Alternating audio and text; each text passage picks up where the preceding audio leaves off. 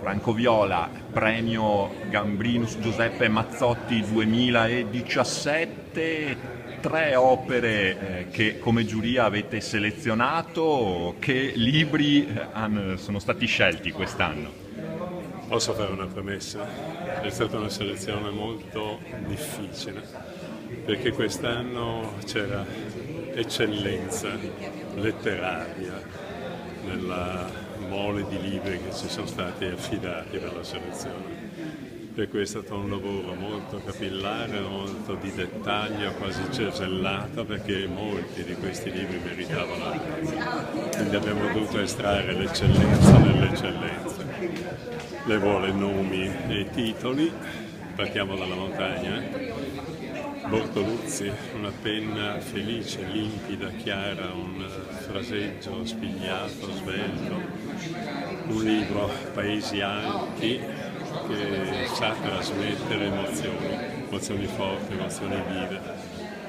È stato un piacere leggerlo e leggerlo in una maniera per me inusuale, perché ogni tanto lo appoggiavo sulle ginocchia, chiudevo gli occhi e mi lasciavo tremare su ricordi di infanzia, anni lontani ormai, che sono gli anni però nei quali viveva il personaggio chiave di questo paese, la sua vita difficile. È un racconto della montagna, una montagna vera, una montagna che ormai si tende purtroppo a dimenticare. La sezione esplorazione e viaggi, altrettanto difficile la scelta. Qui il vincitore Vanoli è autore di un libro che tratta del desiderio di scoperta, di sperimentazione, di visione del mondo al di là dei limiti dell'orizzonte che fino a quel momento si conoscevano. È un racconto che è a metà tra la storia e la geografia, è intriso di filosofia ed è intriso dalla capacità di esplorare il corpo umano con gli occhi di uno studioso di storia. Ha saputo anche in questo caso, con capitoli molto brevi, molto svelti e molto profondi, e trasmettere quest'ansia alla scoperta e all'esplorazione, che è proprio la risposta al titolo a cui il premio si infonda. La terza sezione è quella dedicata alle Venezie, non a Venezia, anche se tantissimi dei libri che ci sono stati affidati trattano della città di Venezia. Abbiamo scelto tra i molti che meritavano uno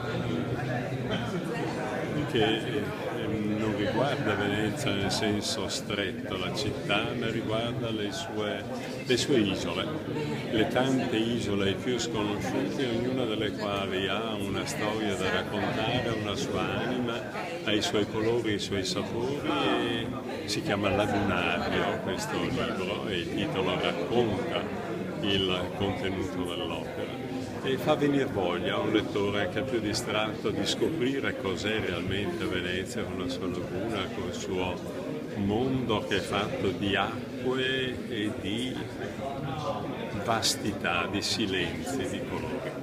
Avete attribuito anche un premio speciale. Certo, anche quest'anno c'è un premio speciale, un'opera poderosa in 2 tomi voluminosissimi, si chiama Guanto, è dedicato all'abbigliamento, un abbigliamento tradizionale che in questo caso è quello di una valle ladina del Trentino, la valle di Fassa, ma che in realtà può essere preso campione di tutto il territorio ladino delle Alpi orientali, e attraverso l'abbigliamento, attraverso questo artigianato finissimo di costruzioni delle vestimenta maschili e femminili, si riesce a raccontare la storia di un popolo, delle genti che abitano questi territori difficili e del modo con cui si vive in questi territori. Quindi è un campione simpaticissimo di come la storia possa essere fatta a partire da elementi modesti della vita quotidiana. In un flash finale, la letteratura di viaggio, di montagna in particolare, che è un po' il cuore di questo premio, come sta in generale? L'abbiamo vista in qualche modo trionfare anche nel quello che è forse il più noto premio letterario italiano, lo Strega, con sì, Cognetti, insomma un segno di vitalità. Ho capito. Cognetti fa parte dei possibili vincitori anche di questo premio, anzi è arrivato tra i finalisti. Ci sono molti motivi per i quali abbiamo preferito un racconto schietto, svelto, rapido e molto incisivo e soprattutto molto vero, perché in Bortoluzzi si coglie la verità di una montagna. Il testo di Cognetti è un testo che potrei dire quasi divulgativo, destinato a un pubblico di città che della montagna ha un'idea un po' particolare. Ma questo genere in generale sta vivendo una nuova primavera, secondo lei? Forse sì. È chiaro, la montagna ha sempre un fascino per il lettore, ma non è detto che sia l'unico luogo in senso figurato nel quale la gente voglia ancora rifugiarsi.